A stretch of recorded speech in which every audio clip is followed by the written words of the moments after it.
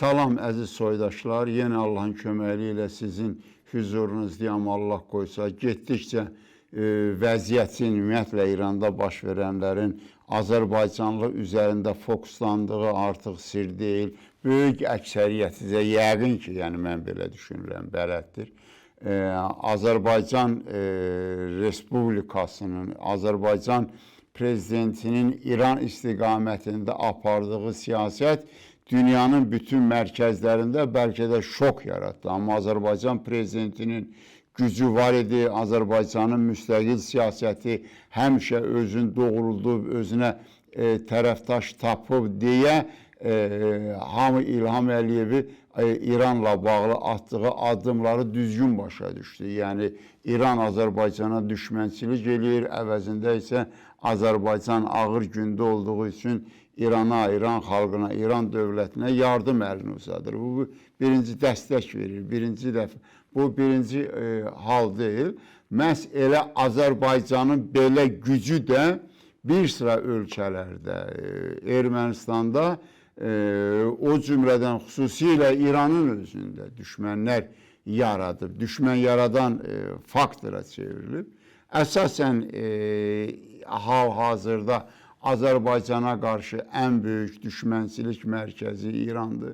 1925-ci ildə təməli qoyulub, Qacarları ki, devri Pəhləvilərlə əvəzlədilər. Yəni bu Azərbaycan məsələsi idi. İndi o vaxt SSR deyirdilər. Amma əgər siz SSR-nin tarixinə də götürüb baxsaz, SSR-də iki mərkəz var idi. O vaxt Çar Rusiyasının SSR-in yanında. Sankt-Peterburg idi, bir də Bakı idi.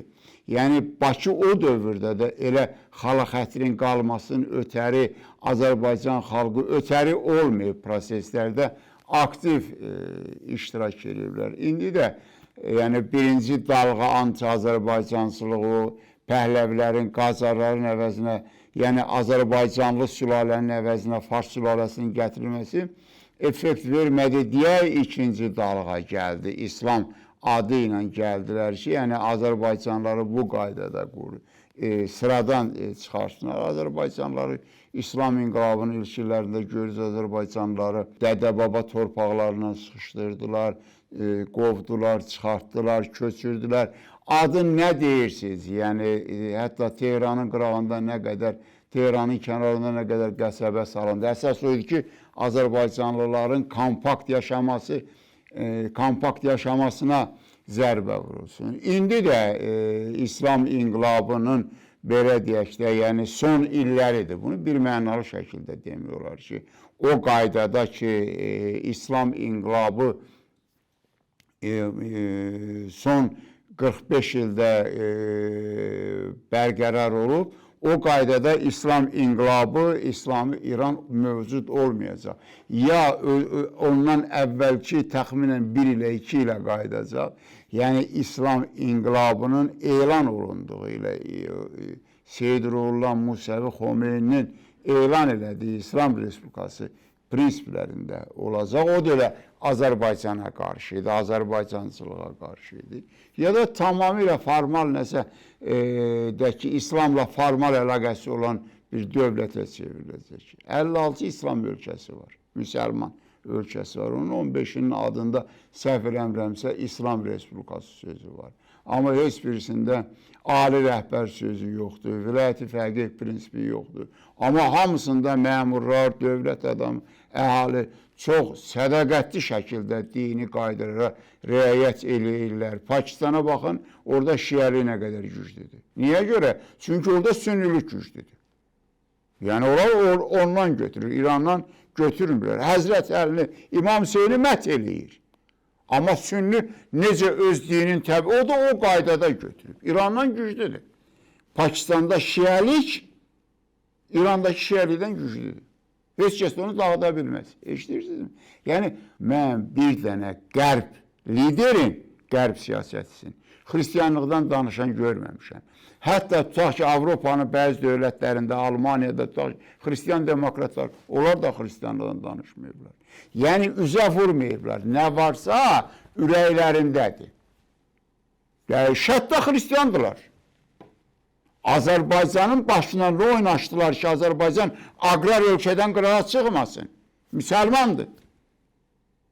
Onlara qulluq eləyək. Misal üçün də. Söz yox, Azərbaycandır. Yolu bəllidir. Amma bizdə biri ancaq namaz qılmağa bacarır, xüsusən bizdə də olsun, ən çox elə İrana aid deyirəm. Biri ancaq namaz qılmağa bilir. Böyük geçdir. Amma vay dədə vay durur da belə az qalada Quranı bu yazılmış. Quran-ı Kərimi bu yazılmış. İşləyirsinizmi? Qəzəl də deyə bilərəm. Vahiddən. Etibar olmaz özün göstərən aşiqdə. Kimin ki əsl dinə aşiqsə onun məhəbbəti qəlbindədir. Saqqalında deyil. Danışığında deyil. Əməlindədir. Yəni ona görə də indi belə deyək də, yəni bu qədər İslam dövlətinin içərisində bir dənə İran hökmən Həzrəti Peyğəmbərin xəlifəliyini davam elətdirməliyəm deyə vilayəti fəqih prinsipini aparır, ora çıxardır ki, tək özləri hakimiyyətdə qalsın. Bunun da nəticəsi bəllidir. İndi də həmin İslama qayıdışdır. Bəziləri fikirləşir ki, İslami quruluş əldən çıxacaq. Bəziləri fikirləşir ki, yenidən Azərbaycanlılar hakimiyyətə gələcək. Azərbaycanlılar İranın tarixində, İranın coğrafiyasında maksimumları müəyyənləşdirən millətdir. Ən böyük İran coğrafiyası Səfəvinin dövründə olub. Azərbaycanlılar qrubu o dövlətin. Ən böyük müharibələr o dövrdə olub. Hamısını Azərbaycanlılar nə qədər imperiya var, İran itib gedəcəkdi. Əgər İranın başında Azərbaycanlılar dayanmasaydı. Və mən sizə deyim, xüsusən İrandakılara deyim, vahid Azərbaycan bizim millətin qanındadır, genindədir. Təkan 25-ci ildə verilir. Onu izah edəcəm mən sizə. Ona görə, yəni ayrıdır, gəlib sizə birləşsə Azərbaycan, vahid Azərbaycan itəcək, yox elə sizə birləşəndə vahid Azərbaycan daha da güclənəcək. İzah edəcəm bu mexanizmi də. Ona görə indi İranın daxilində, hakimiyyət uğrunda mübarizə gedir və bugünün prezidenti Məsud Pezeşkiyandır.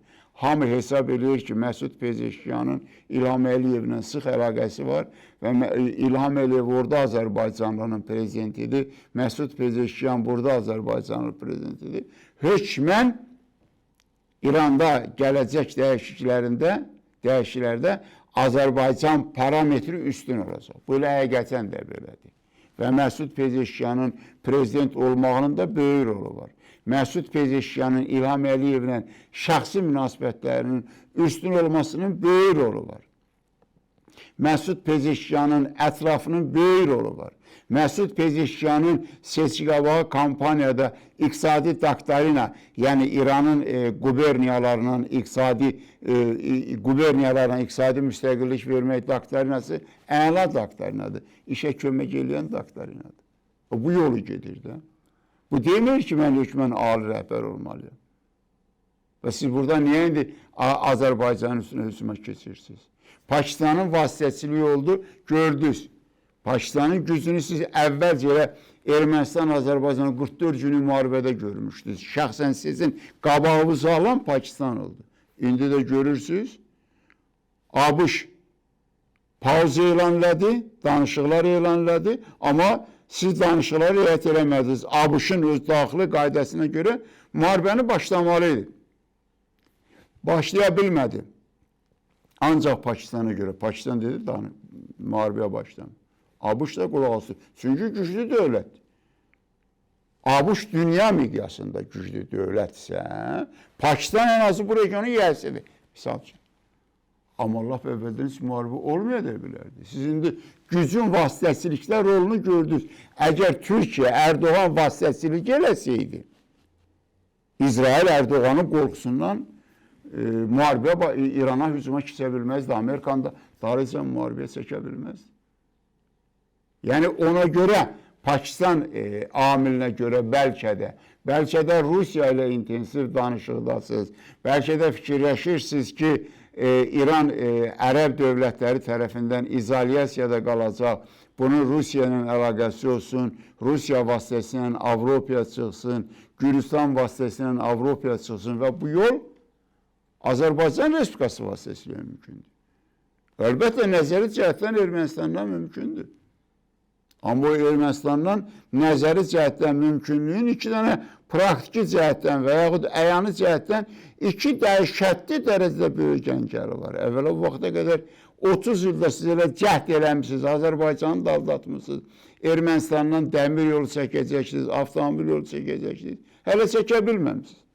Yoxdur pulunuz. İndi bundan da sonra Hörmüz boğazına 20 gündür blokada qoyulub, 20 günə az qalır, 20 gün olsun.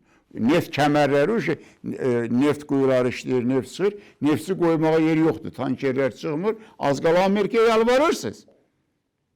Blokada budur. Birazdan da siz blokada, daha dərin blokadaya düşəcək. Şimdi fikirləşirsiniz ki, Ermənistandan olmayacaq Azərbaycan. Ermənistanla bağlı ikinci böyük problem. Ermənistan anti-İran platformadır. Və getdikcə də Ermənistanın anti-İran platformasılığı aydın görünür. Ermənistan hökuməti ona gedir, Ermənistan hökuməti ondan ümumiyyətlə imtina edə bilməz.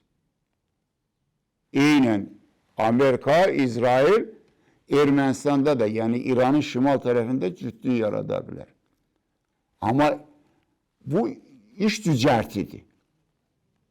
Hələ böyüməyib. İndi İran istəsə, bunun qabağını ala bilər. Ona görə Sepahın başında oturanlar Ermənistanda görülənləri yaddan çıxartmalıdırlar. Karine Gevorkyanı Moskvadan NTV-yə buraxdırırlar ki, döşə Azərbaycana, döşə Türkiyə. İran yenə başlasın Azərbaycan aeroportlarını güdməyə. Aşıqlıda bir imam cümə var idi, Təbriz ətrafında bir hücum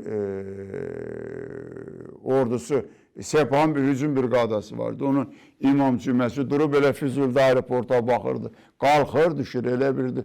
Tərəvvə gedir, gəlir. İndi də Sepahın başda oturanları, bir də Mənsur müddəki. O boyda, yaxşı ki, ona vaxt qoymadılar, çox nazir işləyib. Azərbaycanın aeroportları hazır vəziyyətdədir. Azərbaycan müstəqil dövlətdir. Bunu siz dərk eləyəməzsiniz. O səviyyədə sizin Azərbaycanlını dərk edən səviyyədə ağlı səviyyəz yoxdur. Eləcə də qərəzi düşmənçiliyiz ona imkan verir. 10 dənə dövlət bilmir Azərbaycanın siyasəti müstəqildir. İran sizdən müharibə başlayanda səfirini çıxartıb, gətirib Bakıda yerləşdirib. Gözləyir açan vəziyyət olacaq. 70 dövlət Azərbaycana minnətdarlıq bildirdi. Və bunun artısı nə deyirsiniz ki?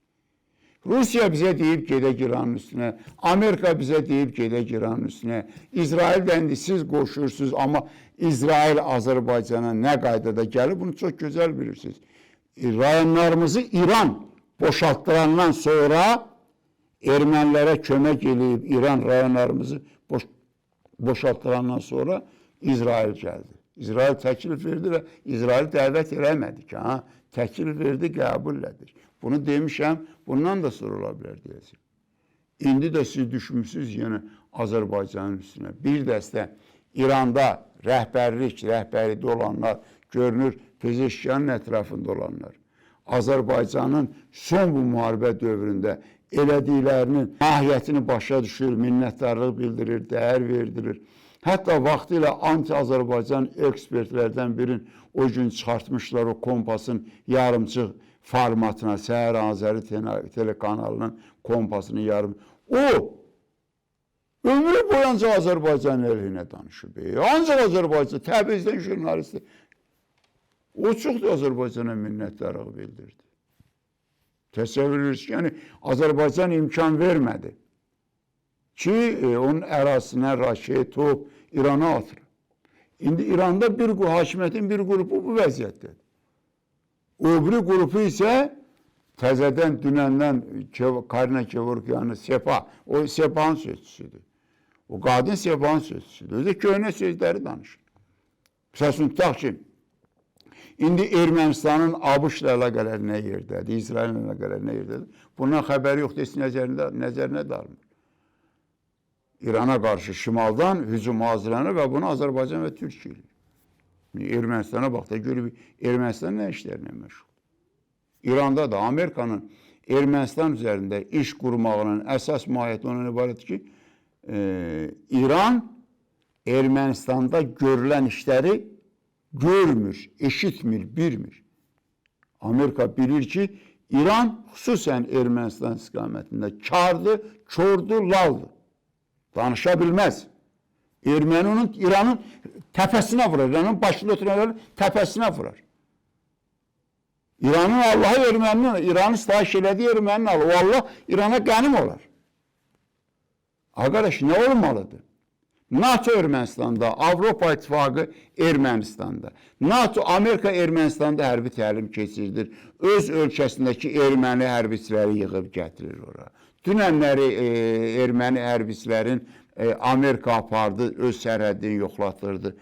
Ən qəliz Meksika sərhədidir ora qədər və ermənilər də Amerika əskərlərini çağırdılar. Orada yəqin ki, Azərbaycanla Gürcistan, Türkiyə sərhədini aparmayacaq ki, İranla sərhəddə aparacaqlar. Çünki Amerika belə istəyir. Neçə hərbi təlim keçirdilər. Vez gəldi, baxdı, gördü. Paşinyan çıxartdı, dedi, bu ən müasir kəşfiyyat qurğularıdır. Bunu erməni mətbuatı yazdı, bütün dünya mətbuatı yazdı. İran kar-kor. Görmədi bunu, eşitmədi. Elə dedi, Ermənistan mənim dədəmdir, nənəmdir, əqrabamdır, Allahımdır. Hər şeyim Ermənistandır. Görmədi, o boyda məlum. Vez özü ilə gəldi, Ermənistana pua gətirdi. Region ölkələrinin heç birində Amerikanın puası yoxdur. Bir dənə Ermənistanda var. İran bunu da görmür. 15 il bundan qabaq ABŞ Bəlşad Kaskad sesi alıb, yəni Varatan, ermənilər Varatan deyir, əslində Bəlşad kəndidir. 15 il bundan qabaq o su elektrik stansiyası Kaskadı nə miqdarda elektrik enerjisi verirsə, indi də o miqdarda verirdi. Amma almış ora 90 milyon dolları bir dəfəlik nağd verdi və hər 200 ildən bir də ora qoyduğu pulunu artırır. Xeyri ola. Elektrik enerjisi istehsal eləmir bu su elektrik stansiyası. Nə üçün Amerikanmaya qoyur? İrandan sərhəddədir.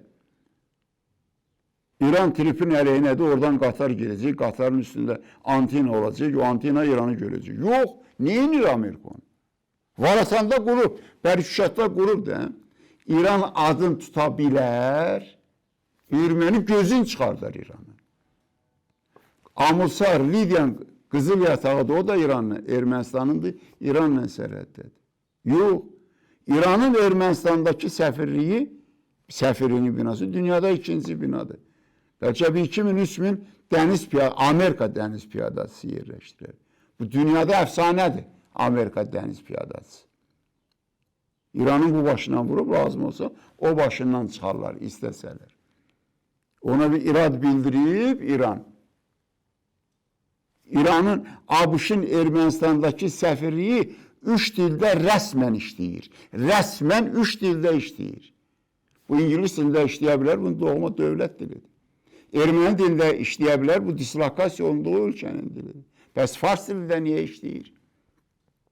Səfirlik öz başına fars dilində işləyə bilər. Hökmnamə Dövlət Departamentinin qərarı olmalıdır. O qərarı Ağ Ev təsdiqləməlidir. O qərardan Konqresin xəbəri olmalıdır. İran bir dəfə olsun bunu görüb, buna deyib, buna münasibət bildiribmi? Yox. 9 növ üzrə İrana qarşı casusluq işləri gedir. ABŞ-ın Ermənistandakı səfirində. Yazıblar da, hamısını yazıb. İran bunu görüb, yox. Amma Azərbaycanda aeroport var. Aeroportdur da xeyrimizədir. İndi prezident istəyir, Qəbələdə görüş keçirsin. Beynəlxalq görüş. Beynəlxalq təyyarə, ölkə dövlətlərin, xarici dövlətlərin deyək ki, təyyarələri gəlib rahat düşür. Laçın aeroportu ilə, Füzuli aeroportuna neçə dənə, Rusiyadan, Türkiyədən neçə dənə desək deyək ki, dövlət təyyarəsi gəlib düşür. Durub bunu güdürlər. Aeroportumuz var bizim. Amma işin kökü Orada hakimiyyətdə Azərbaycanlıların güclənməsidir. Əsas da aləmi qarışdıran Sepahdır. İranın əvvəlki ali rəhbərinin göstərişi var. Ekspertlər savadlı olmalıdır. Savadsız fikirlər mətbuata çıxmamalıdır. Sepah ancaq anti-Azərbaycan, İranda daxili vəziyyəti qarışdırmaqla məşğuldur. Ona görə mən oradakı Sepahın üzvü olan Sepahda xidmət edən Azərbaycanlarımıza deyirəm. Bunlar Azərbaycan xalqına qarşı, o cümlədən İrandakı Azərbaycanlara qarşı yönəliblər. Bunlara qarşı tədbir görün. Pezeşkiyanın balları Azərbaycanda olub. Azərbaycanın prezidenti, Azərbaycanın birinci xanımı, onun balları necə qarşılayıb, Azərbaycan prezidentinin balları, onun balasını necə qarşılayıb, bu dünya mətbuatında yayıldı. Pezeşkiyan olan dövlətə biz top atarıq mı? Və yaxud kimsə bizə Pezeşkiyan Azərbaycan münasibətinə görə kimsə bizə bu mövzuda söhbət deyə bilər mi? Əksinə Pezeşkiyan gələni, Haniyənin ölümü nə idi? Haniyə gəldi Pezeşkiyanın inaugurasiyasına ki, Azərbaycan prezidentinə de qoy Livandakı vəziyyətini də məşğul olsun. Ona görə də Sepah orada öldürdü. O şey işte. Yəni Pezeşkiyan Azərbaycanlı amili var orada. Öyle Möhsün Rızayı Azərbaycanın əleyhinədir. Amma bugün onun attığı addımlar mən elə başa düşürəm, onun beynində olan konsepsiya sonda yəni İranın belə deyək də vəziyyətdən çıxmasına xidmət edir. O cümlədən Rəhmiyyəyə Səfəvi soyadı var orada. İşləyirsinizmi? Yəni ona görə o Azərbaycanla münasibəti qızışdıranlara, Azərbaycana qarşı münasibəti qızışdıranlara demək istəyirəm. Vəziyyətiniz çox ağırdır. Sepah yoxdur. Bir gün o müdafiə naziri, bir gün nə bilim silahlı qüvvələr, bir gün nə bilim Xatəm Ənbiyanın adından danışırsınız. Ölüb Sepah. İndi biraz İranın daxilində təsir eləmək gücü var. Çünki İranda siyasi hökumət də indi zəifdir.